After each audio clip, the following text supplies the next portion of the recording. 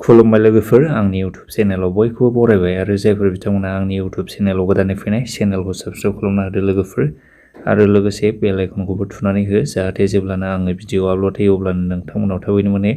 ओमफ्रायथ' लोगोफोर जोंनाथ' बिटिसिआव जायफोर बिथांमोना थांनाय इउपिपिएल हानजाजों दैदेनजानाय प्रमद बर'नि सरकाराव एपइन्टमेन्ट लानानै साख्रि मावदों बिथांमोननि थाखायथ' गाज्रि खौरांखौनो जों बुंनांसिगोनानो जाहैबाय। मानोना बिथां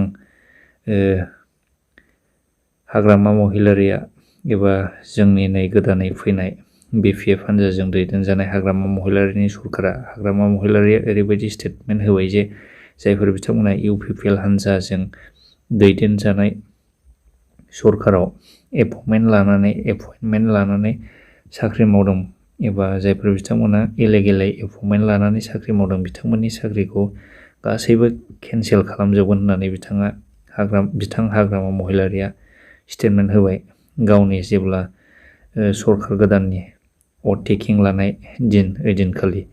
ओमफ्रायथ' जायफोर बिथांमोना दा रानिं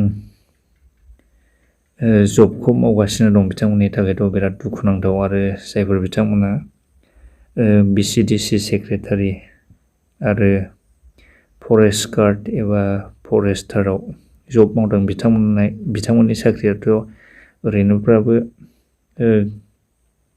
गिनांगौआनो होननानै जों बुंखानांगोन। मानोना बे बिसिडिसि सेक्रेटारि आरो फरेस्ट गार्ड ओमफ्राय फरेस्टारनि जबआ अलरेडि गुवाहाटि हाइकर्टआव हियारिं जागासिनो दंखायो। बे साख्रिखौ जोङो लं टार्म थांगोन ना थाङा बेखौथ' जों बिराद गोनो गोथो जानानै दंखायो। आरो लोगोसे दा जायफोर बिथांमोना बे गावसिनि सरकार सालायनाय समाव बे एपइन्टमेन्टफोरखौ होदोंमोन बे एपइन्टमेन्टफोरखौ बिथांमोनाथ' होनानै थांबाय। ओमफ्रायथ' नै जों दा बिटिसिनि जाय सरकार गोदान सालायदों बिथांमोनाथ' अलरेडि इलिगेल होननानै सरकार सालायगोन बिथां हाग्रामा महिलारियाथ' बे इउपिपिएल सरकारा होनाय साख्रिखौ गासैबो इलिगेल होननानै जेबायदि स्टेटमेन्ट होबाय बिथांमोनाथ' अलरेडि एक्सन लाखागोनानो। ओमफ्राय जायफोर बिथांमोना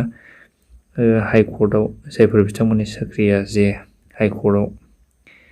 हाइकर्ट नांनानै दं बिथांमोननि साख्रियाथ' नों थागोन थाया बेखौथ' जों बुंनो हाया। आरो जायफोर बिथांमोना साख्रिखौ होदों बिथांमोना दा नैबे गोदान सरकार सालायनो मोनोब्ला दे एसे जोङो साख्रिखौ थागोन होननानै बुंनो हागौमोन। नाथाय जे बिथांमोनाथ' दा रुलिं गभर्नमेन्ट गैला बिथांमोननि साख्रिया थागोन थाया माने बिराद दावराव दंसै। आरो जायफोर साख्रिफोरा हाइकर्ट एबा सुप्रिम कर्ट नाङो बेफोर साख्रिफोरखौथ' जोङो गेरेन्टि होनांगौआ बिराद कठिनखार ना लोगोफोर।